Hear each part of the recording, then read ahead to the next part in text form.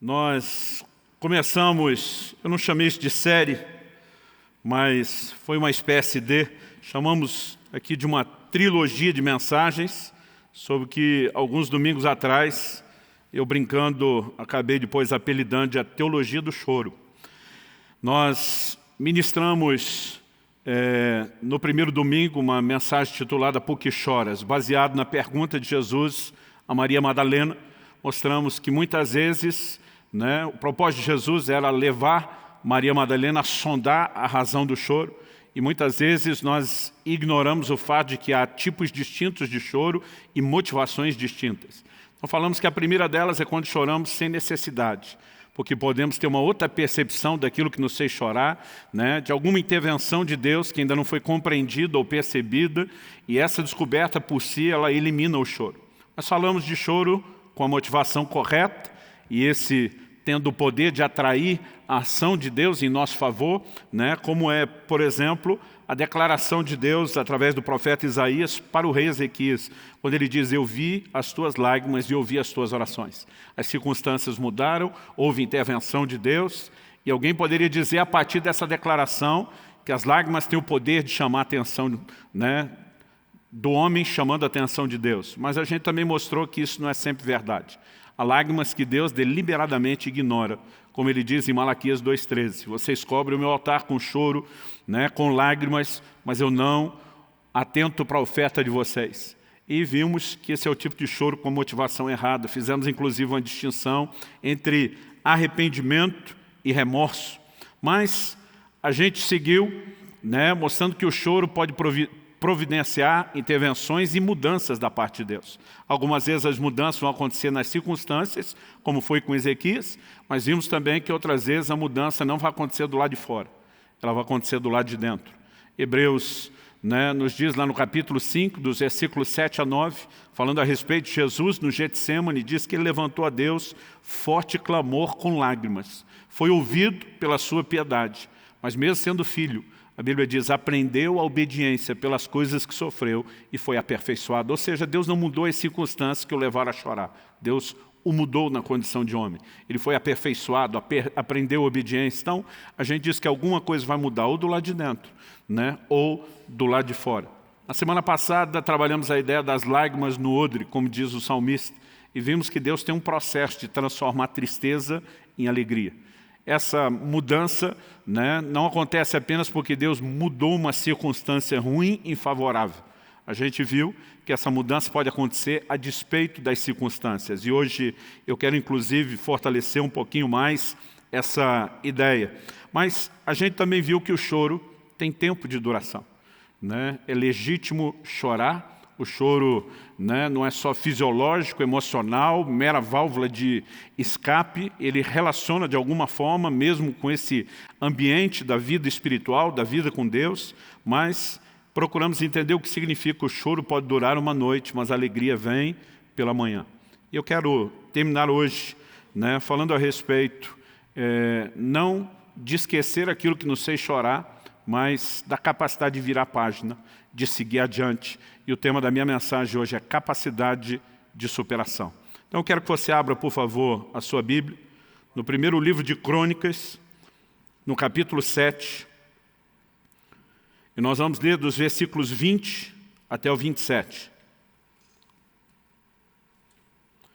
O texto sagrado diz assim: o filho de Efraim foi Sutela, de quem foi filho Bered, de quem foi filho Taate, de quem foi filho Eleada, de quem foi filho Taate, de quem foi filho Zabade, de quem foi filho Sutela, e ainda Ezer e Eleade, mortos pelos homens de Gate, naturais da terra, pois eles foram roubar o gado destes. Efraim, seu pai, chorou por eles muitos dias, e os irmãos dele foram consolá-lo. Depois teve relações com a sua mulher.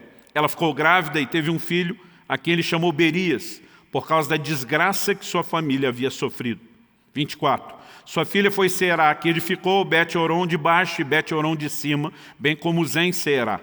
O filho de Berias foi Refa, de quem foi filho Rezef, de quem foi filho Tela, de quem foi filho Taã, de quem foi filho Ladã, de quem foi filho Amiúde, de quem foi filho Elisama, de quem foi filho Num, de quem foi filho Josué. Eu quero tomar esse pedaço de uma genealogia registrada aqui em 1 Crônicas, capítulo 7, como o nosso ponto de partida. Honestamente, quero admitir que quando criança, na leitura bíblica corrida, quando começava em Gênesis, eu ia bem até Êxodo 25.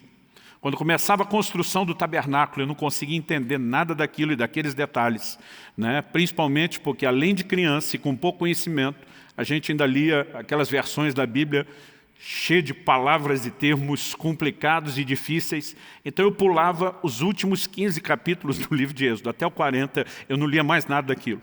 Mas eu já aproveitava o esforço do salto e pulava o livro de Levítico inteiro, porque eu também achava muito complicado tentar entender toda aquela dinâmica do funcionamento, né, do sacerdócio do Velho Testamento. E no embalo do pulo, eu ainda atropelava os primeiros capítulos de Números, porque são genealogias. Eu não sei você, eu nunca fui empolgado para ficar lendo genealogia na Bíblia. Às vezes a sensação que eu tinha era que era melhor ler uma lista telefônica, pelo menos os nomes seriam mais atuais, né? No entanto, há algumas coisas que com o tempo você aprende. Romanos 15:4 diz que tudo quanto foi escrito, para nosso ensino foi escrito, até mesmo as genealogias. É por meio delas, por exemplo, que nós descobrimos que na genealogia de nosso Senhor Jesus foram incluídas mulheres que, se não fosse a graça de Deus, não estariam lá, né? Pessoas que nem eram parte do povo de Israel ou da linhagem. Não estou falando apenas da história delas e de como, né, elas foram incluídas lá a despeito de práticas pecaminosas, mas elas nem estariam lá. E através desses registros, nossa mente começa a entender, inclusive, verdades importantes do reino de Deus, né, como continuidade geracional. As coisas não começam comigo e com você, não começam na gente e não terminam conosco. O que Deus está fazendo nessa terra é muito maior do que eu e você, ou do que a nossa existência aqui na terra. Muitas vezes nós temos a mania de pensar como se o mundo girasse em torno de nós. E essas coisas nos lembram que todo mundo que nasce, uma hora morre. Nós não estamos aqui para sempre, né? E temos que sempre pensar além desse momento, ou da efemeridade da vida, como você queira chamar. Mas o ponto, além de reconhecer que tudo foi escrito para nosso ensino, é que foi escrito, é que em 1 Coríntios 10:11, Paulo diz: essas coisas que aconteciam a Israel foram registradas com um propósito. Não apenas para que a gente tivesse informação da história, mas a Bíblia diz que foram registradas para advertência nossa, para nosso exemplo de quem são chegados os fins dos tempos.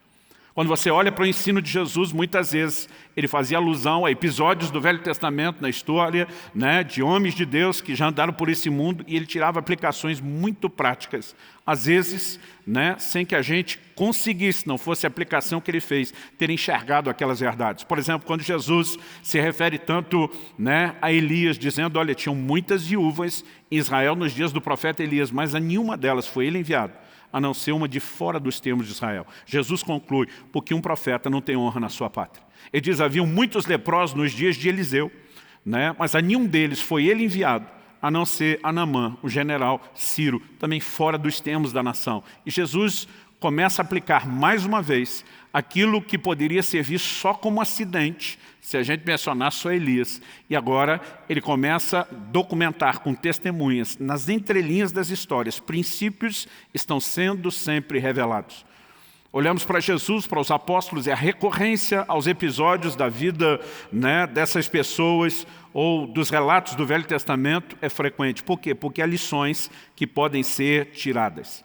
Então, estabelecido aqui, né, o reconhecimento da importância dessas histórias, e no meio dessa genealogia nós temos um registro pequeno, resumido, da história de Efraim.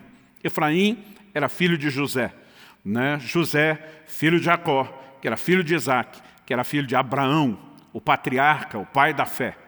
Efraim nasceu no Egito. José teve 2 filhos no Egito, né? Manassés e Efraim. E ele ali nasceu, ali cresceu. Então essa história acontece no tempo em que a nação de Israel, né, ou os filhos de Israel, vamos chamar assim, né, mudaram-se de Canaã para o Egito, ali se estabeleceram na terra de Gósen, e Efraim ali nascido, ali criado, ali crescido, agora tem os seus filhos. Então, a palavra de Deus nos mostra que a nação de Israel ficou 430 anos no Egito. Nós não sabemos exatamente quanto tempo isso aconteceu após a descida deles para lá.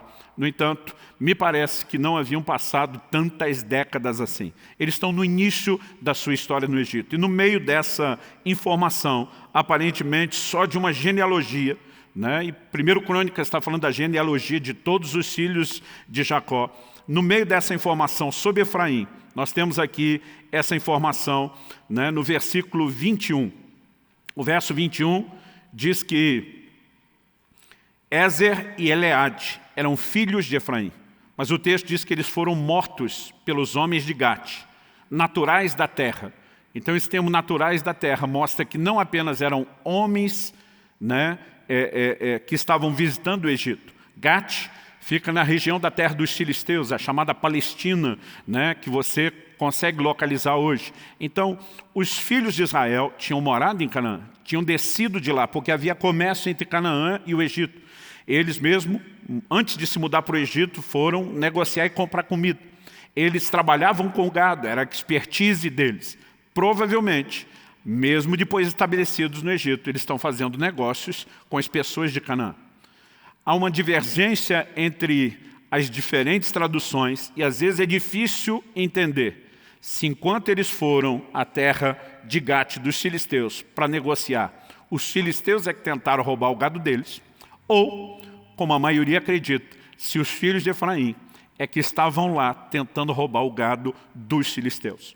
O ponto mais importante aqui não era quem estava tentando assaltar quem. É que no meio desse, né, episódio já triste por si mesmo, uma tragédia maior se estabelece, os dois morrem. Qual o resultado dessa perda? Verso 22 diz, Efraim, seu pai, chorou por eles muitos dias.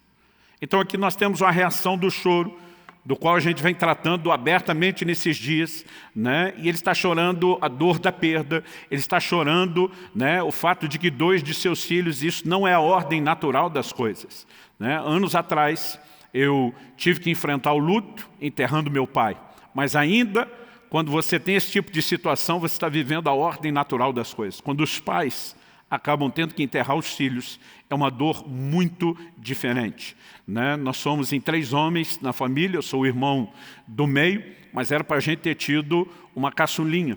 Ela nasceu, né? Essa garota viveu apenas 2 dias e faleceu, né? E a dor que a gente, mesmo quando criança, podia perceber nos pais, embora não conseguisse entender aquilo tudo que estava acontecendo, né? Era evidente. Por quê? Porque a ordem acaba sendo invertida. E aqui Efraim não está vivendo só a dor da perda. Ele está vivendo, né, a dor da perda num contexto ainda diferente da ordem natural das coisas. Então ele chora, e a Bíblia diz, chorou por eles muitos dias. Nós não sabemos quanto tempo ele chorou, mas a Bíblia está dando a entender que o luto foi grande, que a dor se estendeu por muito tempo.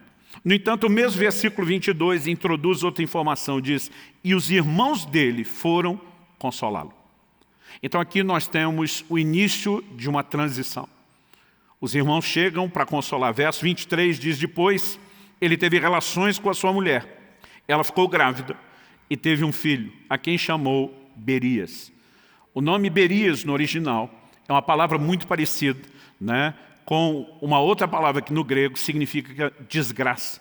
Então a Bíblia diz, chamou o filho de Berias por causa da desgraça que a sua família havia sofrido. Se você estiver usando uma tradução mais antiga, dessas baseada em literalidade, provavelmente, né, a expressão que esteja aí é porque as coisas iam mal na sua casa. Algumas que trabalham, né, a soma de literalidade ou, às vezes, equivalência, tentam, em vez de só traduzir o sentido, né, fazer esse jogo de palavras que tem a ver com a palavra desgraça. Havia uma desgraça acontecendo.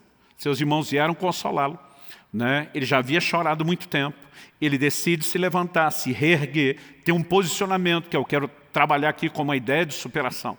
E por conta dessa atitude de Efraim, algo tem um desdobramento depois de muitas gerações. A razão pela qual eu continuei lendo essa genealogia até o versículo 27 é porque ela termina dizendo de quem foi filho Num, de quem foi filho Josué. Esse Josué é nada mais, nada menos do que o grande líder que sucederia Moisés, né? Não apenas conduzindo a nação de Israel, mas levando-os a entrar na terra prometida, a terra de Canaã. Eu quero tomar essa história como um todo para trabalhar algumas verdades que eu acredito que a gente precisa entender e compreender. A primeira delas, quando falamos de vida cristã e não só da história em si, eu e você precisamos entender que não há nenhuma garantia, em primeiro lugar, de que nós, nessa vida, mesmo nos relacionando com Deus, não teremos problema. E a outra verdade que você precisamos entender, que ela está bem ligada, é que a nossa alegria não precisa e não deveria ser circunstancial. Muitas vezes nós construímos uma fantasia de que se estamos servindo a Deus, nós não vamos ter problemas. E Deus vai se certificar de que tudo, o tempo todo, todas as circunstâncias nos sejam favoráveis para que a gente viva sorrindo, sem nunca precisar chorar. No entanto, isso não é verdade. E antes de construir só a ideia do problema que essa família passa, eles particularmente enfrentaram a dor da perda de 2 filhos, Efraim chora por isso, mas quando a gente olha para as Escrituras, a gente pode e deve reconhecer que não há garantia nenhuma de não enfrentarmos problemas, pelo contrário. Mesmo na casa de homens de Deus, de servos de Deus, a gente percebe que a dor, a tragédia, os problemas muitas vezes se manifestam e se instalam. Quando a gente fala da própria linhagem de Jacó, ele teve problemas com seu irmão, precisou fugir de casa, fica 20 anos ausente. Quando volta agora com seus filhos, no caminho de volta em Siquém, Diná, sua única filha, ela é violentada lá em Siquém. Nós temos episódios ao longo da história que envolvem muita dor. José, seu filho, é vendido pelos próprios irmãos. O fato é ocultado do pai durante anos, que vive o luto da perda, sem sonhar que o filho tivesse vivo. Então, eles passavam por circunstâncias, e a palavra de Deus faz questão de registrar isso tudo de forma honesta, para que eu e você saibamos o que aconteceu. Quando você olha para a vida de Davi, está certo que o registro bíblico também mostra que Davi não foi aquela Brastemp quando você fala em termos de paternidade, mas ele teve filhos cometendo incesto, irmão matando irmão dentro da família. Muitas vezes a tragédia se manifestou. A gente pode olhar para alguns casos e dizer isso não precisaria ter acontecido dessa forma, mas há outros que eu e você simplesmente não temos resposta e é melhor não tentar inventá-las. Mas a verdade é que quando a gente põe de lado essa fantasia de que não há garantias de que a gente não tenha problema, nós precisamos entender que felicidade, alegria, no contexto da revelação bíblica, não depende das circunstâncias que eu e você enfrentamos ou atravessamos. Se não tivermos uma teologia, um entendimento bíblico forte a respeito disso, nós não vamos sobreviver. Eu tenho visto muita gente enfrentar verdadeiras crises de fé, porque não foram preparados para lidar com essa realidade. Então eu queria citar apenas 3 textos bíblicos aqui, para deixar essa ideia mais clara. Em Mateus capítulo 13, nos versículos 20 e 21, quando Jesus, na parábola do semeador, fala que uma das sementes caiu em solo pedregoso ou rochoso, dependendo da versão. Quando chega nos versos 20 e 21 de Mateus 13, Jesus explica o sentido disso na alegoria. E ele diz: o que foi semeado em solo rochoso, esse é o que ouve a palavra e logo a recebe com alegria. Ele diz: mas ele não tem raiz em si mesmo, sendo de pouca duração. Quando chega a angústia ou a perseguição por causa da palavra, logo se escandaliza. Ele está falando de alguém que é movido à empolgação circunstancial. Recebeu a palavra, um novo entendimento, está feliz, está contente, mas não tem raiz, não tem profundidade.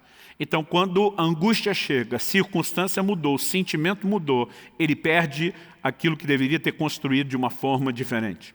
Em João, no capítulo 16, no versículo 33, Jesus diz: eu falei essas coisas para que em mim vocês tenham paz. Guarda essa frase: em mim vocês tenham paz. Ele diz: no mundo vocês passam por aflições, mas tenham coragem, eu venci o mundo.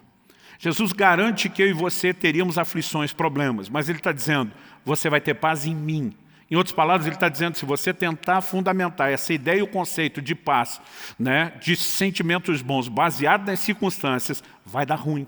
Ele diz: mas se você entender que sou eu a fonte, quando as aflições vierem, você pode ter bons sentimentos, você pode ter bom ânimo, você pode ter coragem. Por quê? Porque isso não foi edificado em cima daquilo que você passa ou enfrenta. Em terceiro e último lugar, como exemplo, Tiago capítulo 1, versículo 2. A Bíblia diz: meus irmãos, tenham por motivo de grande alegria o passardes por várias provações. Parece um paradoxo, parece uma contradição. Então eu tenho que ter alegria por ter tristeza. Em outras palavras, a Bíblia está dizendo, é inevitável que você vai enfrentar situações que contristem você.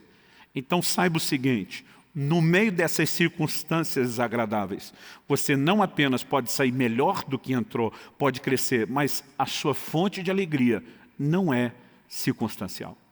O apóstolo Paulo deixa isso claro em Filipenses, no capítulo 4, quando ele diz, eu aprendi a viver contente em toda e qualquer situação. Em outras palavras, ele está dizendo, não é a circunstância que eu enfrento que define se eu tenho alegria ou realização. Ele diz, aprendi a viver contente em qualquer situação. Ele diz, eu sei enfrentar a abundância, mas eu sei enfrentar a escassez. Ele, no verso 13, conclui dizendo, eu posso todas as coisas naquele que me fortalece. Esse posso todas as coisas naquele que me fortalece, a igreja, de uma forma geral, tenta usar para poder de realização. Quando, na verdade, ele está falando de uma capacidade de suportar todas as coisas. Por quê? Porque é um Deus que nos fortalece para que a gente suporte qualquer tipo de situação, seja ela boa ou ruim. Era esse tipo de convicção que fazia a gente, como Paulo e Silas, na prisão, lá em Filipos. A Bíblia diz perto da meia-noite, quando era literalmente hora de todo mundo estar dormindo. Eles não dormiam, não deixavam ninguém dormir. Tinham sido açoitados, estavam com os pés pendurados no tronco, mas você não vê eles murmurando ou reclamando contra Deus. Senhor, cadê você? Onde está o cumprimento da sua promessa? A Bíblia diz, eles oravam e cantavam louvores. Essa é a razão porque nós temos no início da era cristã uma igreja forte e imparável. Eles não construíram essa ideia de que realização era circunstancial. E nós precisamos entender, a fonte de toda alegria e realização na vida de cada um de nós deve ser o Senhor, ponto final. A partir disso, se Deus nos permitir viver alegrias circunstanciais, nós também vamos desfrutá-lo. Quando o Senhor diz para se alegrar com aqueles que se alegram, Ele não está falando de eu e você nos recorrer diretamente a Ele, a fonte de toda alegria. Ele está dizendo, dá uma olhada na vida do seu irmão. Ele tem um motivo para estar feliz, vai lá, seja solidário, fique feliz com ele. Mas se tiver outro chorando, seja solidário também e chore com ele. Porque as circunstâncias vão mudar. E se nós definimos o nosso humor e realização somente nisso, nós não vamos sobreviver a algumas tempestades. Então acredito que a primeira verdade que precisa ser construída é a remoção dessa fantasia de eu não vou ter problema. A questão não é se eu e você teremos problema, é quando é que isso vai acontecer. Isaías 43, a Bíblia diz assim, quando passares pelo fogo, ele não te queimará. Quando passares pela água, elas não te afogarão. Deus não está dizendo se você passar, Ele diz quando, porque vai rolar. Em algum momento vai acontecer. Mas a razão pela qual eu e você não precisamos de desespero, mesmo sabendo antecipadamente que algum momento vai acontecer, é porque Ele diz, eu estou com você, eu sou o seu Salvador. E é essa capacidade de conectar com Deus que faz toda a diferença. Então a razão de contar essa história é porque Deus quer que de fato a gente tenha, eu não estou falando aqui daquele tipo de pessimismo onde você vive esperando algo ruim acontecer. Tem gente que parece que vive acreditando para cada dia numa tragédia, para algo pior. Não estou falando de você viver na expectativa de que aconteça. Nós podemos esperar o melhor e estar preparados para o pior. Sem necessariamente sermos pessoas cheias de dúvida, de incredulidade ou de pessimismo, mas nós temos que ter uma estrutura de valores que nos ajude a suportar qualquer possível tragédia se ela em algum momento for enfrentada. Quem está entendendo, diga amém. Bom, a segunda coisa que eu quero trabalhar é agora um pouquinho mais dentro da história. Primeiro vimos que o que aconteceu com Efraim poderia ter acontecido com qualquer um de nós. Não vou entrar nem no mérito da discussão de quem estava roubando o gado de quem. A situação é triste, principalmente pelo seu desfecho. Independente de você tentar analisar, mas eles foram procurar sarna para se coçar ou não, eles deram motivo ou não, colheram a consequência das suas escolhas ou não. A verdade é que nós temos pais enlutados e uma família que sofre. Mas quando eu olho para Efraim, eu consigo destacar 3 coisas que merecem a nossa atenção. E nesse meu segundo ponto, primeiro nós reconhecemos que as circunstâncias ruins podem acontecer com qualquer um de nós, mas que nós não precisamos definir nossa alegria ou qualquer outro sentimento baseado nelas. A segunda coisa é tentar te mostrar, porque a ideia hoje é falar de superação. É tentar mostrar que do choro até a superação, nós temos um caminho. A primeira coisa que ele fez foi chorar. O verso 22 diz que ele chorou, e chorou por muitos dias. E como a gente tem falado e conversado nesses dias, eu acredito que eu e você temos o direito de chorar. Não é apenas uma reação fisiológica e emocional, é uma válvula de escape, né? Não só no plano espiritual, mas mesmo no emocional, a gente tem direito de chorar. Brincamos com o fato de Jesus ter ressuscitado Lázaro, chorado por Lázaro, mesmo sabendo que iria ressuscitá-lo. E parece, como disse alguém, que ele se reservou ao direito de dar uma boa chorada. Então, eu e você temos direito de chorar. Mas acredito que uma coisa que Efraim entendeu,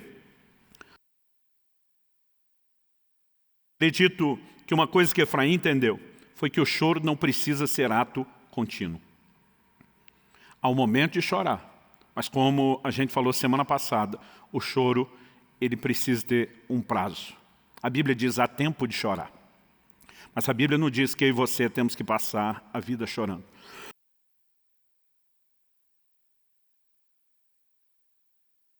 E se a gente entender que há o tempo de chorar, mas há o tempo de parar de chorar, nós vamos então nos abrir para a segunda coisa que aconteceu. A segunda coisa foi que ele se deixou consolar. Não parece que Efraim teve essa capacidade de reagir sozinho. A Bíblia diz, e os seus irmãos foram consolados.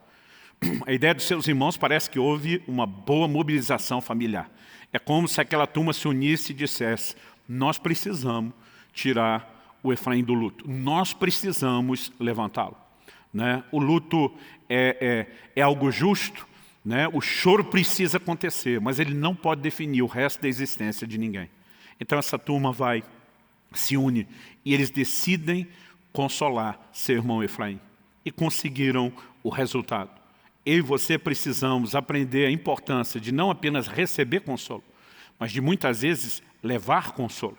Né? Porque há pessoas que estão precisando receber e muitas vezes nós nos confundimos em relação a duas coisas que eu acredito que elas merecem uma distinção. Muitas vezes a gente confunde empatia, solidariedade com consolo. São duas coisas distintas. Quando a Bíblia diz chorai com os que choram, é empatia, é solidariedade. É muitas vezes você sentar do lado e dizer, você está no tempo de chorar, e eu vou fazer companhia, eu vou chorar com você. Está doendo, não é hora de ignorar a dor, não é hora de fingir que não aconteceu. Agora, consolo é diferente, né, de empatia ou de solidariedade. Consolo é quando os irmãos chegam e dizem, nós não vamos continuar chorando com você, nem vamos deixar você continuar chorando. Nós viemos aqui para abrir os seus olhos, para acordar você, para chacoalhar você se for preciso, para que você entenda que a vida continua. Você perdeu 2 dos seus filhos, o resto da família está vivo.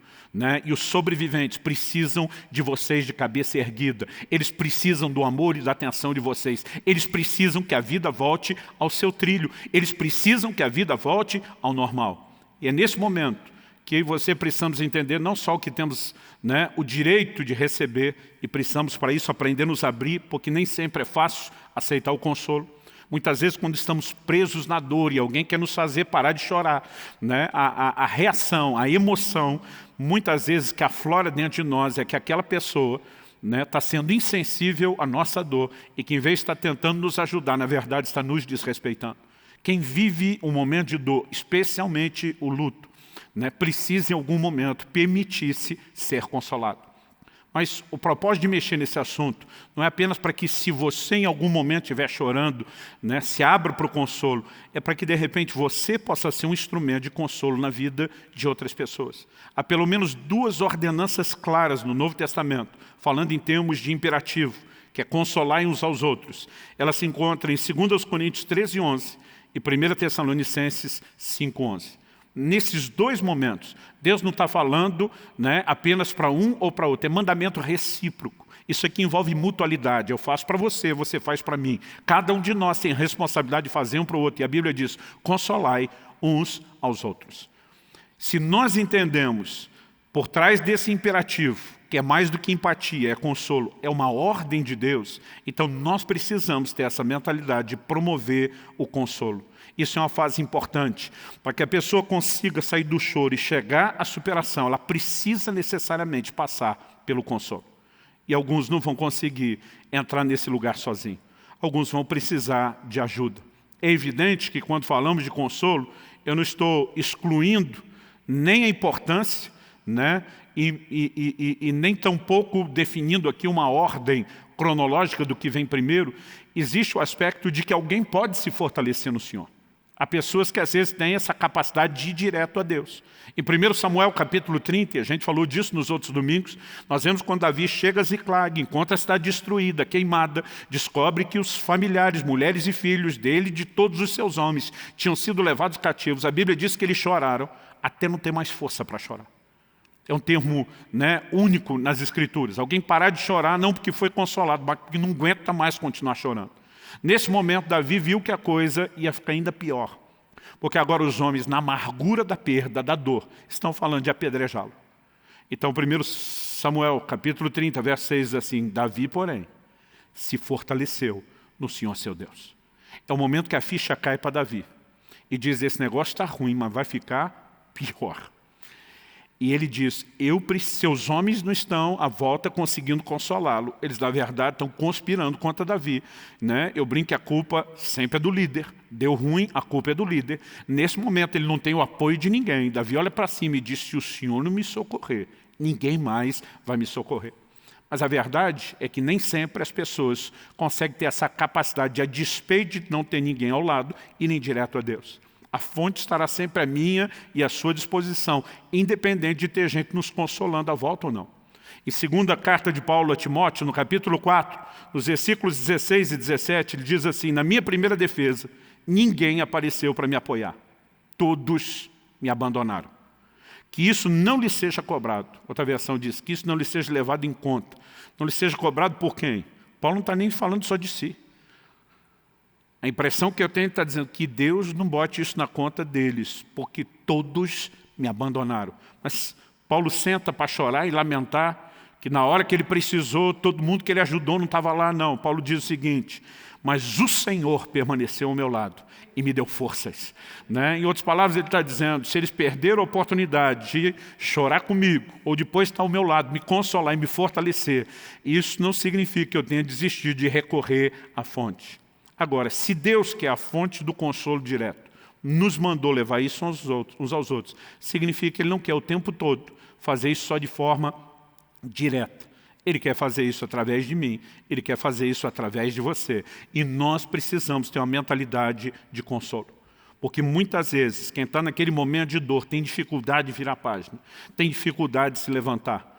Né? Acredito que muitas vezes as pessoas não entendem que a decisão de se reerguer envolve não apenas a decisão de parar de chorar, mas de vencer a paralisia que foi causada pela dor.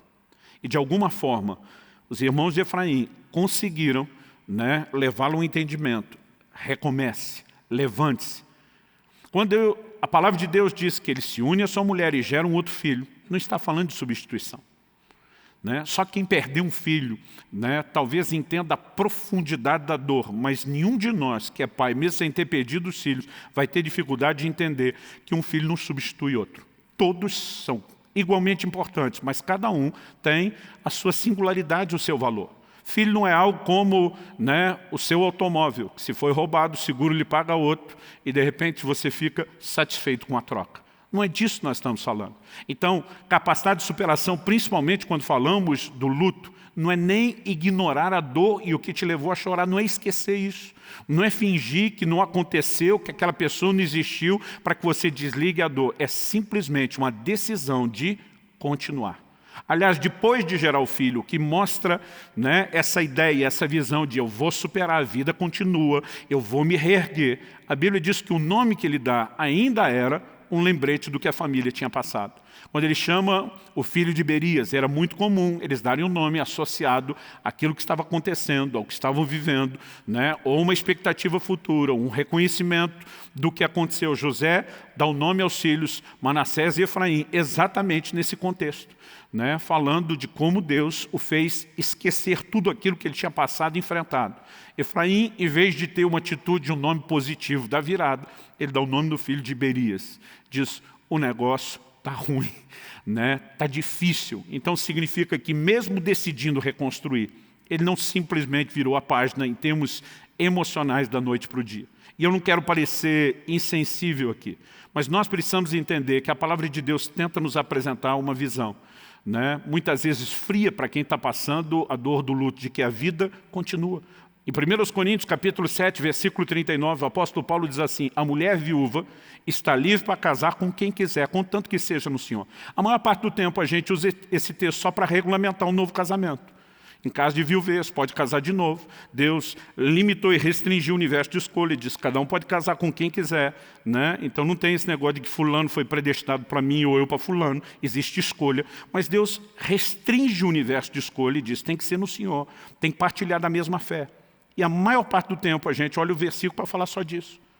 Mas Deus não está falando só disso. Deus está dizendo: ei, o casamento deve ser respeitado, mas quando um foi, o outro tem direito de se reerguer, o outro tem direito de reconstruir, porque a vida continua.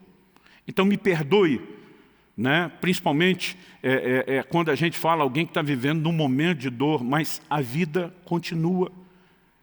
E a visão prática que a Bíblia está dizendo é, como diz o ditado dos antigos: viúva é quem foi, não é quem fica, né? Porque é uma vida a ser continuada. E Deus, nesse momento, não está dizendo: estou sendo insensível à sua dor. Ele está dizendo: eu quero abrir os seus olhos, eu quero ampliar os seus horizontes. Existe vida depois de todo tipo de dor. E os irmãos conseguem levá-lo a essa decisão. Agora, o que ele não sabia de imediato é o que a decisão de se reerguer produziria. E eu quero terminar. Meu terceiro e último ponto é dizer que coisas boas, e vou abrir e fechar parênteses para essa frase, e até melhores, ainda podem acontecer. Não significa que porque eu e você enfrentamos algum nível de dor ou de perda, que a vida terminou. Não significa necessariamente que as coisas boas que virão também são compensação. Mas eu e você precisamos acreditar que coisas boas e até melhores ainda podem acontecer. Eu fico olhando para a disposição desse homem de se reerguer. Num processo doloroso, aceita o consolo dos seus irmãos, diz: eu vou seguir em frente. Isso não significa que a dor desapareceu da noite para o dia, embora ele já não está chorando como antes. Ele está lidando com a realidade disso. Mas a partir de Berias, seu filho, nós temos nessa genealogia 10 gerações que vão nos colocar num homem chamado Josué. Josué, ele se torna um instrumento de Deus para conseguir colocar não apenas aquela família, não apenas aquela tribo, mas toda a nação dentro do cumprimento do plano e de uma promessa antiga que Deus havia feito àqueles ancestrais. Ou seja, quando você olha para essa história e resumindo ela aqui para onde é o nosso interesse, nós podemos entender que eles não apenas foram abençoados com a decisão de se reerguer, mas eles se tornaram bênção e eles presentearam toda a nação com algo que veio dessa decisão. Isso precisa nos fazer olhar a vida de uma forma diferente. Quando Deus quer nos levar a entender a importância do consolo, Ele não está colocando você no centro de tudo, como se você fosse, como eu falei antes, o Sol em torno do qual, né, os outros astros ou planetas da galáxia estão girando em torno de você. Na verdade, nós precisamos entender que toda disposição de nos reerguermos, de aceitarmos consolo, de fazer com que a vida siga, não diz respeito só a nós, mas aquilo que Deus deseja também fazer de nós para os outros. É muito egoísmo a gente achar que Deus veio me consolar só porque eu estou triste e aborrecido, como se eu sozinho fosse o fim de todas as coisas. Acredito que o amor de Deus por mim e por você é forte o suficiente para que Ele intervisse até por amor e misericórdia, única e exclusivamente de nós. No entanto, nós precisamos entender que a mentalidade doadora e não egoísta de Deus nunca vai nos sugerir em momento nenhum da Bíblia que coisa alguma de boa que aconteça tem que parar em mim ou em você. Tudo aquilo que Deus faz nas nossas vidas, Ele faz com uma intenção clara de transbordar. Então vamos tentar nos colocar no lugar de Efraim, na pele ou nos sapatos de Efraim, como dizem alguns. Efraim é filho de José. Impossível. Até eu e você hoje, né, cerca de quase 4.000 anos depois, conhecemos a história. Impossível Efraim, o filho de José, nascido do Egito, não conhecer a história do seu pai. Ele sabia que o seu pai foi traído pelos irmãos e vendido como escravo para o Egito. Ele sabia que por ser fiel a Deus e até ao Senhor na casa onde era escravo, ele foi preso injustamente. Ele sabia quanta dificuldade o pai passou, mas ele conseguiu assistir o desfecho da história. Uma história que é explicada com clareza para mim e para você em Romanos 8, 28, todas as coisas cooperam para o bem daqueles que amam a Deus e são chamados segundo o seu propósito. Nós precisamos acreditar que, independente de circunstâncias difíceis, dolorosas e até mesmo trágicas, há um Deus que não perdeu o controle de todas as coisas. Há uma história maior do que a minha e a sua dor. Há um desfecho melhor não apenas para mim e para você, mas nós podemos contribuir para algo que é maior do que nós. O reino de Deus é maior do que nós. O reino de Deus já existia antes de eu e você estarmos nessa terra. E acredite, ele continua depois que a gente sair daqui. Nós precisamos nos ver como pequenas engrenagens de algo que é muito maior do que a gente. Entender que a vida requer não apenas ser desfrutada num sentido egoísta, mas há um propósito a ser cumprido, há um propósito a ser vivido. E a decisão de recomeçar, essa capacidade de superação, né, que já existe potencialmente embutida dentro de cada um de nós, às vezes precisa ser provocada pelos outros, turbinadas pelo Senhor, mas essa capacidade de superação, ela nos leva a um lugar de utilidade para outros. E acredito que de alguma forma, né, Efraim, ao decidir se levantar, pudesse ter algum nível de expectativa, mas não sonharia jamais com o desfecho do que isso significou para toda a nação. Mas uma certeza que essa e as outras lições bíblicas nos deixam é que coisas boas e até melhores ainda podem acontecer. Quem está entendendo, diga amém. A gente gosta de falar de como, né, Davi, quando está fugindo de Saul, para naquela caverna de Adulão. E a Bíblia fala de homens que começam a se unir a ele. E a gente sempre brinca aqui porque essa é uma palavra que Deus nos deu antes do início da igreja. O Senhor disse que a gente seria uma espécie de caverna de Adulão. Né? Quem foi aquela turma que se uniu a Davi? A Bíblia diz os amargurados, os levianos, os endividados, só gente com problema, só gente fugindo das suas próprias circunstâncias. Gente que olha para Davi e diz, a gente se identifica com a sua fuga, porque nós somos do time que está sofrendo, está apanhando, né? Está vivendo que nem pregos, só leva na cabeça o tempo todo, e eles se unem a Davi. Qual é o final da história? O final da história é que Davi se fez chefe deles. Esses homens têm uma visão de mundo completamente transformada a partir da liderança de um homem que era conectado com Deus. E eles se tornaram o maior exército de conquista da história da nação de Israel. Eles conseguem conquistar a plenitude da terra prometida, o que desde séculos antes, nos dias de Josué, ainda não havia acontecido. Josué os introduziu na terra, mas os povos nunca foram completamente subjugados. Somente nos dias de Davi que isso aconteceu. O que a lição da caverna de Adulão me ensina? Que Deus não quer apenas restaurar a minha e a sua vida dos nossos problemas pessoais. No final das contas, Ele quer que, restaurados, a gente se levante como um exército para servir os outros, para estabelecer as conquistas do reino de Deus na terra. Ezequiel 37 nos dá a mesma figura. Na visão de Ezequiel do Vale de Ossos Secos, eu fico tentando imaginar o que seria uma cena dessa, né, produzido por essas mentes geniais do mundo do cinema lá em Hollywood, com todos os efeitos especiais que a tecnologia de hoje, né, permite. O que seria tentar recriar uma cena que se assemelhasse ao que Ezequiel viu? Nada disso seria o que ele viu, mas talvez tentaria nos dar uma noção, né? Ossos secos por toda parte, eles começam a se movimentar, um barulho de osso batendo no osso, cada osso procurando a sua parte, o lugar onde se encaixar. Daqui a pouco a Bíblia diz que começam a aparecer músculos, nervos, tendões, eles vão se ligando, começa a ser cheio de carne, eles são cobertos de pele. Mas sabe como termina a história? O Espírito Santo soprou, deu vida, mas não para assim. A Bíblia diz, então, levantou-se um grande exército. O final de toda a restauração é que Deus tem um exército que atenda ao seu propósito e que nos leve a ser funcionais para Ele. Então eu e você precisamos entender que a preocupação de Deus com o meu e o seu consolo não é só tirar nossa dor. Repito, não significa que Ele está olhando para mim e para você apenas como um objeto ou uma ferramenta. Ele se importa conosco o suficiente, mas Ele jamais faria algo apenas por mim e por você, sem querer que a gente transborde isso, porque isso não é a natureza do coração dEle. O que eu e você precisamos entender que a dor não azedou apenas as nossas emoções e o nosso humor. Ela nos paralisa para cumprir o plano e o propósito de Deus. E a razão pela qual a página tem que ser virada e a vida tem que ser vivida não é porque estamos buscando realização circunstancial. A realização está no cumprimento do propósito. E quando você vê um José olhando para os seus irmãos, ele não está atribuindo tudo a Deus, né? Como se Deus precisasse ter forçado os seus irmãos a fazer tudo aquilo com ele para que o plano se cumprisse. Ao mesmo tempo que ele reconhece E diz no capítulo 45 de Gênesis, Deus me enviou adiante de vocês. E lá no capítulo 50, no verso 20, tem uma outra conversa, seus irmãos, diz, vocês intentaram o mal contra mim. Em outras palavras, está dizendo, vocês puxaram o meu tapete, aprontaram comigo, foi maldade de vocês. Ele diz, mas Deus transformou em bem. O que era intento ruim de vocês, a bondade dele gerenciou e me permitiu que hoje eu pudesse servir vocês, pagar o mal com o bem. Estou aqui cumprindo um propósito. Estou voltado não apenas a mim mesmo, estou aceitando com alegria todo o sofrimento que eu passei, para que hoje eu tenha a alegria de servir vocês.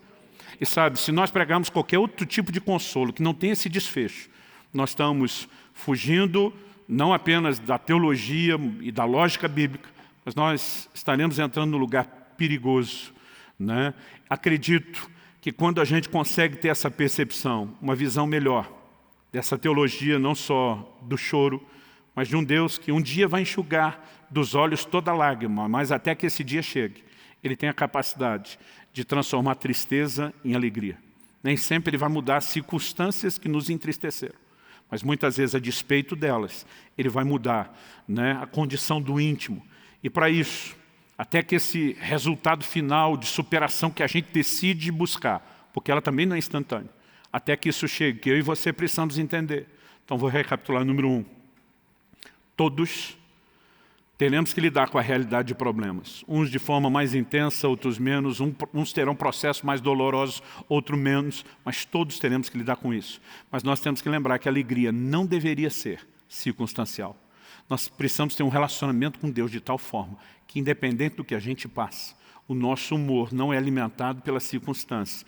Ele emana, ele procede daquele que nos leva a dizer de boca cheia, eu posso todas as coisas naquele que me fortalece.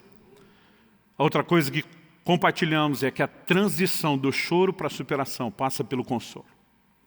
Talvez hoje você seja a pessoa que está precisando de ajuda. Talvez hoje você possa sair daqui disposto a ser um instrumento de consolo na vida de outra pessoa. Talvez você não está precisando superar nada, mas existe alguém perto de você precisando despertar aquela capacidade de superação que está adormecida, e você pode ser um instrumento enviado de Deus para abençoar a vida dessa pessoa.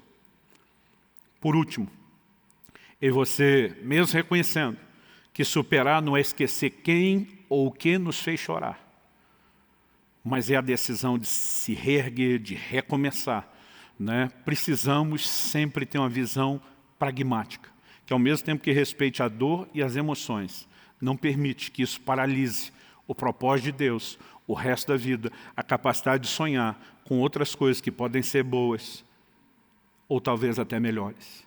Eu acredito que se a gente tiver isso como um fundamento de entendimento bíblico no nosso coração, né, nós vamos ter uma capacidade não só de enfrentar momentos difíceis, e não só de sobreviver a eles, mas de nos levantarmos para cumprir plenamente o plano e o propósito de Deus.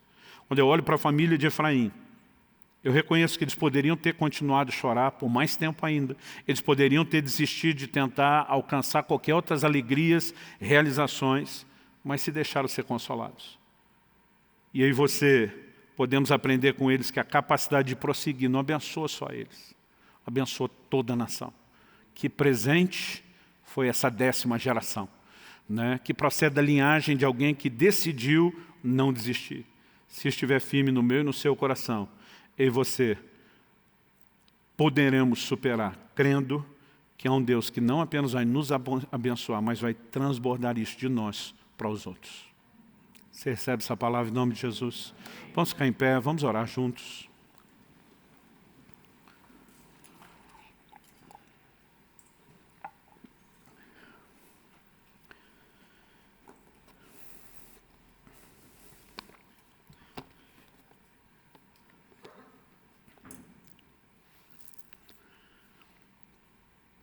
Acredito que durante essas 3 semanas estamos falando a pessoas que estão em posições distintas.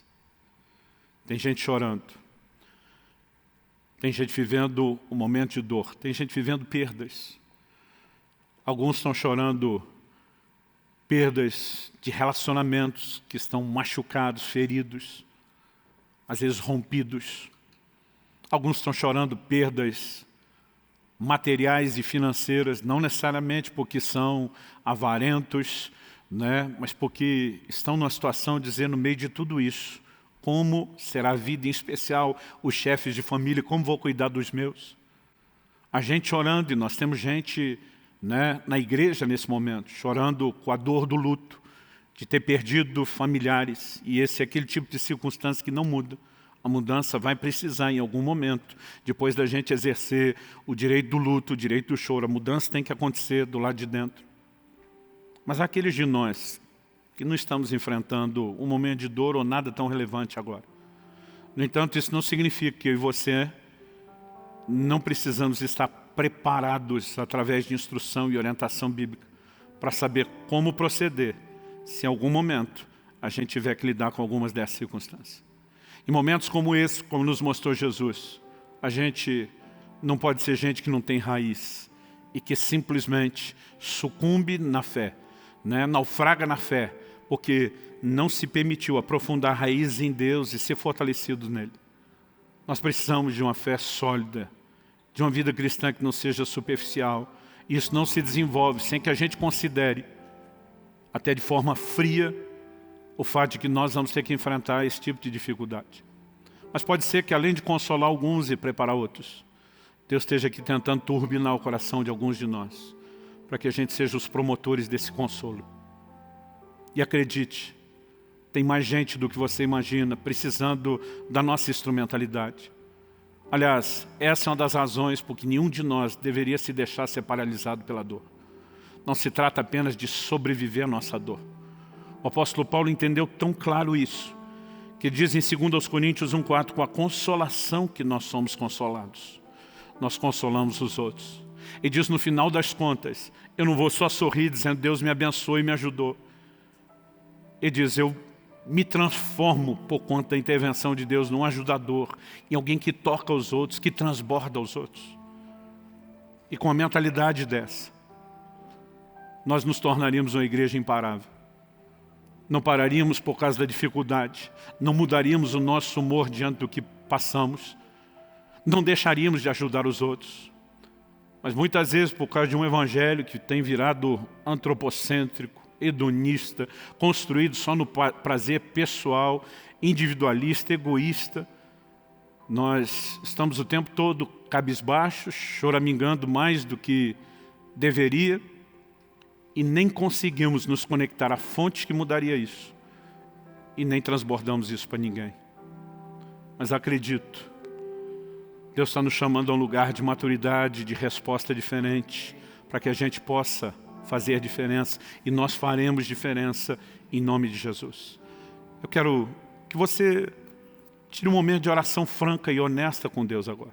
Não apenas vocês estão aqui na reunião, você que nos acompanha pela transmissão, seja ao vivo ou depois por essa palavra gravada.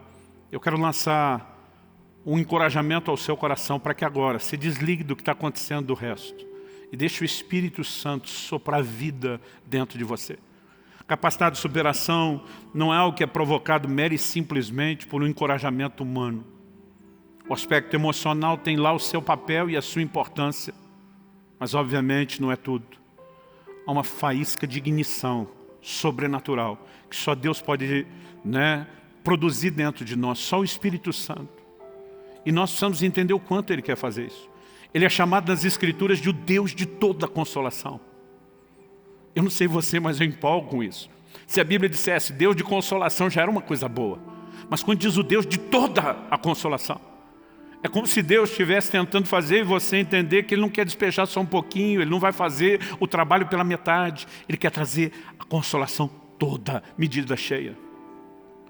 Jesus se refere ao Espírito Santo, dando-lhe um adjetivo, um rótulo, e o chamando de o Consolador.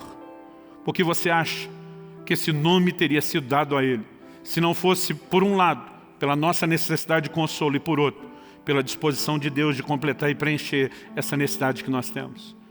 Então eu quero que você ore do seu jeito, da sua maneira, com as suas palavras, mas eu quero que você foque em Deus e suplique um toque do céu. Se você precisa dessa faísca de ignição para se levantar, não numa capacidade de superação meramente humana, mas turbinada pelo céu. Talvez nessa hora Deus te faça lembrar de alguém, interceder por alguém, que está precisando de um momento de virada na sua vida. Seja apenas sensível a Deus e ao que Ele quiser fazer ou falar no seu coração. Daqui a pouco, nós vamos, enquanto os músicos ministram a canção, te dá liberdade, ou cantar com eles, ou continuar orando. Mas nesse momento, eu gostaria que você apenas orasse. Espírito Santo, vem sobre nós. Sopra sobre nós.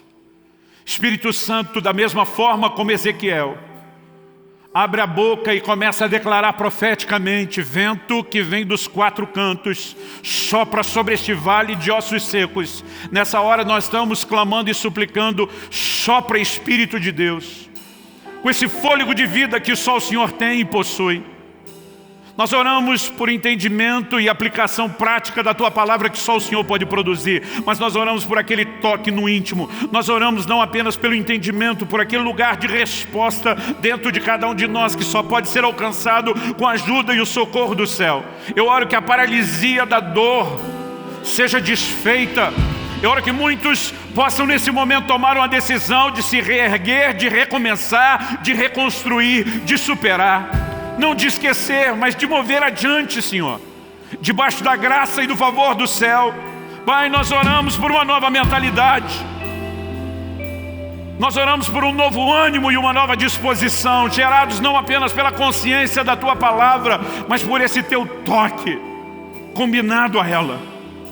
Estende a Tua mão, produz milagre no íntimo. Ajuda-nos, Senhor, a solidificar a fé em cima de entendimento claro da Tua Palavra. Não queremos viver um humor e nem uma fé circunstancial. Nós queremos que as nossas raízes estejam em Ti, que o Senhor seja sempre a nossa fonte. Oramos também por aqueles que nessa hora podem ser comissionados pelo Senhor de uma forma muito específica, a tocar com o Teu consolo a vida de outros. Nós queremos viver o imperativo e a ordem que nos foi dada de consolar uns aos outros.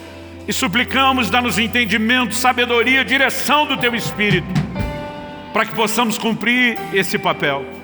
Sopra sobre nós, toca as nossas vidas. Nós oramos em nome de Jesus, em nome de Jesus.